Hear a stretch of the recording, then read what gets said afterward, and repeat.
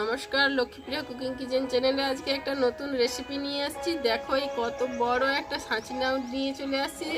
আজকে একটা ছাঁচি লাউয়ের দারুণ রেসিপি বানাবো। তোমরা আমার সঙ্গে থেকো আর বন্ধুরা পুরো ভিডিওটা দেখো। আর ভালো লাগলে লাইক কমেন্ট করতে ভুলো না যেন। নতুন হলে আমার চ্যানেলটিকে সাবস্ক্রাইব করে দিও। আজকে আমি ছাঁচি লাউয়ের যে দারুণ রেসিপি বানাবো, তোমরা আমার সঙ্গে থেকো। আমি এখন লাউটা কেটে নিচ্ছি। এই লাউটা দিয়ে দুটো রেসিপি বানাবো। আজকে একটা রেসিপি বানিয়ে দেখাচ্ছি, আবার একটা রেসিপি বানাবো। লাউটা এসেছে আমার বৌমার মামা বাড়ি থেকে, বৌমার দিদা পাঠিয়েছে। তাই লাউটা আমি বাড়ি থেকে তুলে আনা দেখাতে পারলাম নি। এই লাউটা কত সুন্দর, একবারে নরম, একবারে সিম্পলভাবে একটা রেসিপি বানাবো। তোমরা আমার সঙ্গে থেকো আর পুরো ভিডিওটা বন্ধুরা তোমরা দেখো। ছাঁচি লাউ তো ধুইতে নাই, তাই আমি সেই শিলের উপরে ভালো করে রেখে দিচ্ছি। ছালটা তুলে যাতে না নোংরা লাগে সেইভাবে আমি ভালো করে কেটে নেব।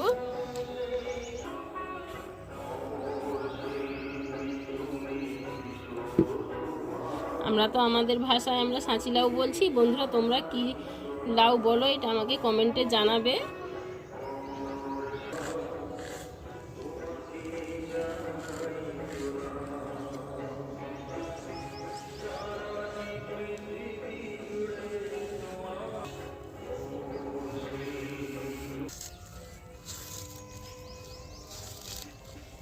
লাউটাকে আমি এইভাবে ঝিরিঝিরি করে কেটে নিয়েছি। যত ঝিরিঝিরি করে কাটতে পারবে আরও ভালো, তাড়াতাড়ি সেদ্ধ হয়ে যাবে। তাই আমি যতটা সম্ভব পাচ্ছি ঝিরিঝিরি করে কেটে নিচ্ছি।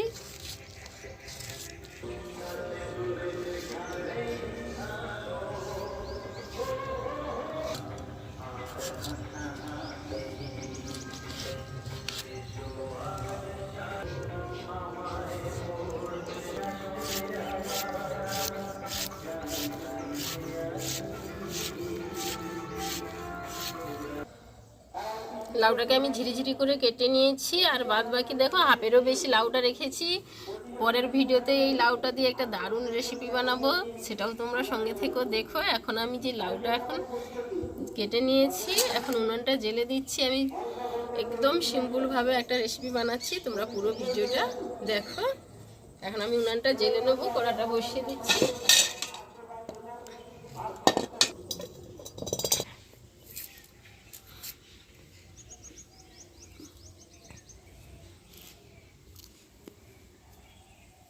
আমি এরকম সাইজের পেঁয়াজ দিচ্ছি। খুব হালকা মশলা দিয়ে আমি সবজিটা বানাবো।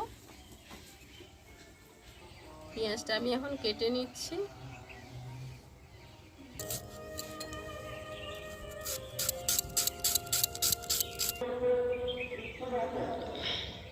গরম হয়ে গেছে, আমি কড়াতে এখন সরষের তেল দিয়ে দিচ্ছি। খুব অল্প তেলেই আমি রান্না করব। একটু পাঁচ ফোড়ন দিয়ে দিচ্ছি আর তিনটে কাঁচা লঙ্কাটা বসে চিড়ে দিয়েছি, নাহলে ফাটবে। আর দুটো তেজপাতা দিয়ে দিচ্ছি।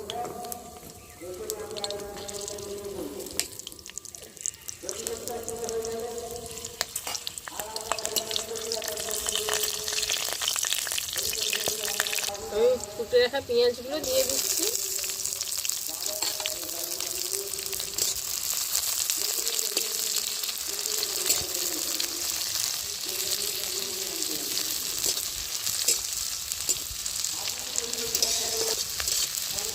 সত্যি কথা বলতে এখনকার যুগে তো এই ছাঁচি লাউটাও এখনকার ছেলে মেয়েরা খেতেই চায় না। তাই আমি এইভাবে একটু রান্না করে ছেলে মেয়েদের পাতে দেবো। দেখি পছন্দ তো অবশ্যই করতে হবে। এই রান্নাটা আমি একজন আমার জামাইবাবুর কাছ থেকে শিখেছিলাম। জামাইবাবুটা অবশ্যই খুব বড় শেফ, আমাকে শিখিয়েছিল যে এইভাবে ছাঁচি লাউগুলো রান্না করবি, দেখবি সবাই চেটে চুটে খেয়ে নেবে। তাই আমি এইভাবে লাউটা পেয়েছি। আমাদের বাড়িতে অবশ্য হয় না লাউ, গাছও লাগানো হয় না। আগে লাগাতাম, এখন লাগানো হয় না। তাই বৌমার মামা ঘর থেকে দিদা পাঠিয়েছে, তাই ভাবলাম যে এইভাবেই রান্না করে বৌমা ছেলে মেয়েদিকে খাওয়াবো, দেখি কেমন বলে খেয়ে। অবশ্যই ভালো লাগবে। তোমরাও বাড়িতে এইভাবে লাউ পেলে রান্না করে খাবে, দেখবে ভালো লাগবে। পেঁয়াজটা ভাজা ভাজা হয়ে গেছে। আমি লাউটা দিয়ে দিচ্ছি। অবশ্য শুধু লাউ, এতে আলু টালু কিছু দেই না। এবার যারা তোমরা যদি কেউ আলু পছন্দ করো, দু একটা আলু দিতেই পারো। এটা শুধু লাউটাকে এমনি রান্না করলে বেশি ভালো লাগবে। আমি শুধু লাউটাই দিচ্ছি।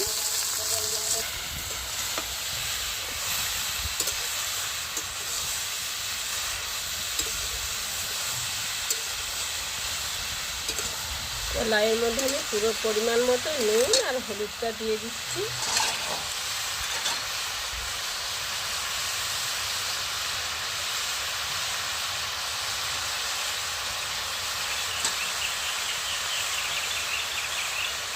ছাঁচিলায় এবার হলুদ কম লাগে, কম করেই হলুদ দিতে হয়।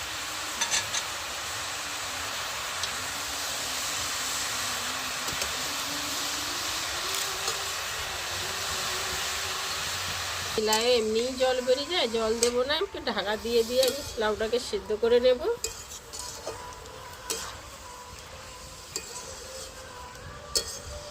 যদি লাস্টে প্রয়োজন পড়ে একটু জল দেবো, না হলে না জল দিয়েও রান্না করলে হবে। এখন আমি চাপা দিয়ে দিচ্ছি। এই লাউটা দেখো জল ছাড়াই রান্না করা যায়। জল দেই না লাউটা, কতখানি জল বেরিয়ে গেছে দেখছো। এই জল ছাড়াই এই লাউটা রান্না করা যায়।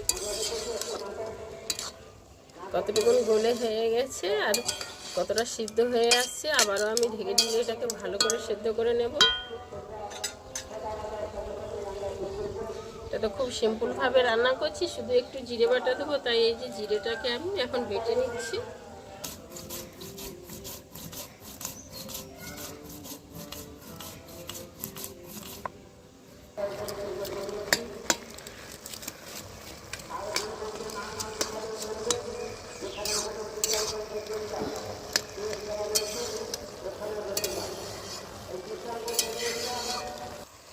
লাউটা ভালোভাবে সিদ্ধ হয়ে গেছে, দেখো জলটাও মরে আসছে আর একদম সিদ্ধ হয়ে আসছে।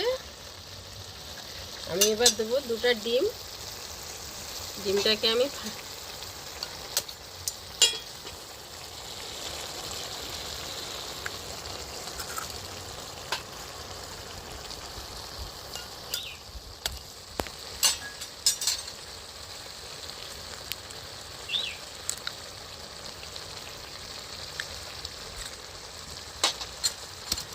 এবার আমি ভালো করে তরকারির সঙ্গে ভালো করে একদম মিক্স করে নেব।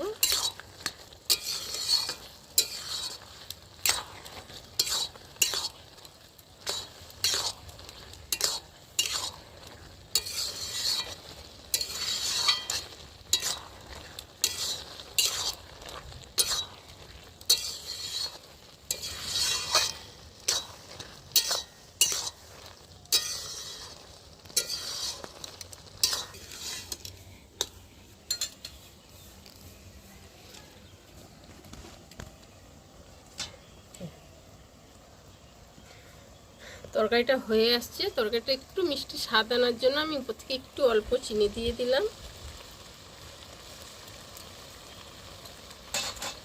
আর জিরেটা যে বেটে রাখছিলাম, জিরে বাটাটা দিয়ে দিচ্ছি।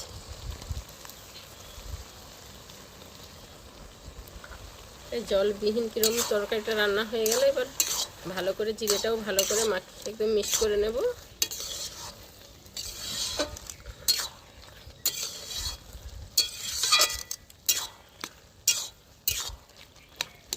তোমরা পারলে কেউ কাঁটা দিয়েও তরকারিটাকে ঘেটে নিতে পারো। ভালো সিদ্ধ হয়ে গেছে, আর কাঁটা দিয়ে ঘাটার দরকার নেই। খুন্তি দিয়ে এইভাবে আমি একটু একটু করে দিচ্ছি, ঘাটা ঘাটা হয়ে যাচ্ছে। জিরাটা লাস্টে দিলাম। ডিমের যে আষ্টে গন্ধটা লাগবে না, জিরের সেন্টে আষ্টে গন্ধটা ঢাকা পড়ে যাবে। তরকারিটা দেখছো কত সুন্দরভাবে সিম্পলভাবে আমি রান্না করে ফেললাম। এবার আমি ঢেলে নেব।